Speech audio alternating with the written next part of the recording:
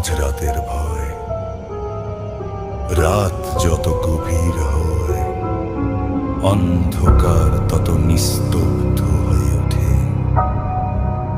আলো নিভিয়ে ধীরে ধীরে কানটা খোলা রাখো, কারণ ভয় শুরু হয় এখান থেকে। রাত তখন 3:30। চারদিকে ঘন কুয়াশা নেমে এসেছে। গ্রামের মানুষজন অনেক আগে ঘুমিয়ে পড়েছে।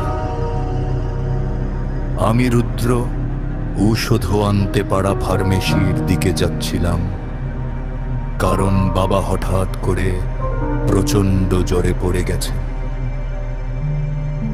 কাঁচা রাস্তা ধরে এগোচ্ছিলাম, আর টর্চের ম্লান আলো কেবল সামনে ছোট একটা বৃত্ত তৈরি করছিল। পুরো গ্রামটা এমন নিস্তব্ধ ছিল যে নিজের জুতোর শব্দই কানে কাটার মতো লাগছিল।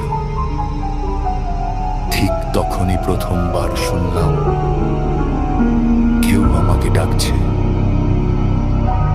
স্পষ্ট করে বলছে, রুদ্রী, এইদিকে আয়।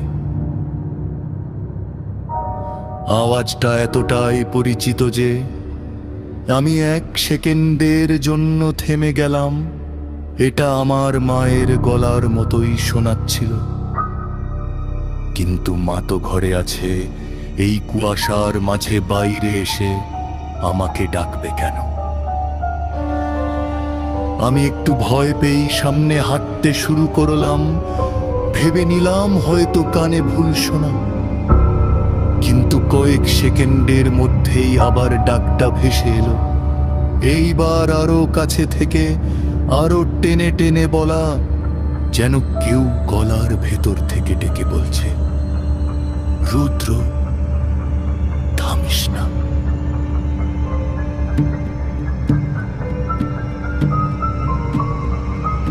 হঠাৎ আমার মনে পড়ে গেল দাদুর কথা। তিনি বলতেন, নিশি সব সময় প্রিয় মানুষের গলায় ডাকে। সামনে থেকে ডাকলে ভুল, কিন্তু পিছন থেকে ডাকলে দৌড়ে পালাতে হয়। আমি আর পেছন ফিরে তাকালাম না, টর্চটা শক্ত করে ধরে হাঁটার গতি বাড়িয়ে দিলাম। রাস্তার বাঁ দিকের পুরনো আমবাগানের কাছে পৌঁছানোর সাথে সাথে কুয়াশার মধ্যে একটা অস্বাভাবিক নড়াচড়া চোখে পড়ল। খুব দূরে ছিল, কিন্তু যেন লম্বা কিছু দাঁড়িয়ে আছে। আমি থামলাম না।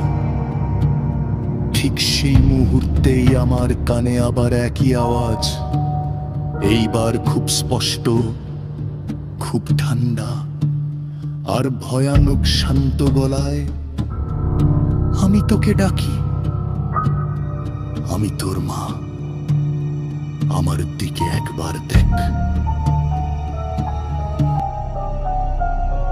আমি থমকে দাঁড়িয়ে গেলাম।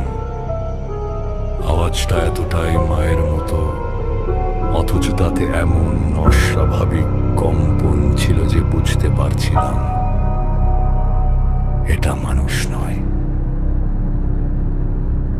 আমি দৌড়ে পালাতে শুরু করলাম। টর্চের আলো কাঁপতে কাঁপতে সামনে পড়ছে, পিছন ফেঁপে পাতার ভাঙার শব্দ, শুকনো ডালের উপর দিয়ে কাউকে হাঁটতে শোনার মতো আওয়াজ পাচ্ছিলাম। আর সেটা আমাকে অনুসরণ করছিল। কুয়াশার ফাঁক দিয়ে হঠাৎ দেখলাম ধান ক্ষেতের মাঝে দাঁড়িয়ে আছে একটা লম্বা সাদা চেহারা, মানুষের মতো কিন্তু অতিরিক্ত লম্বা হাত, পাতলা শরীর, আর মুখের জায়গায় শুধু একটা কালো গহ্বর।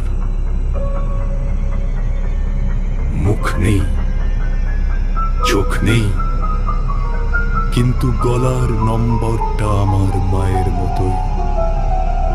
সে সেই অমানুষটা কোনো মুখ না থাকা সত্ত্বেও একটা শ্বাসরুদ্ধ হাসির শব্দ করছিল।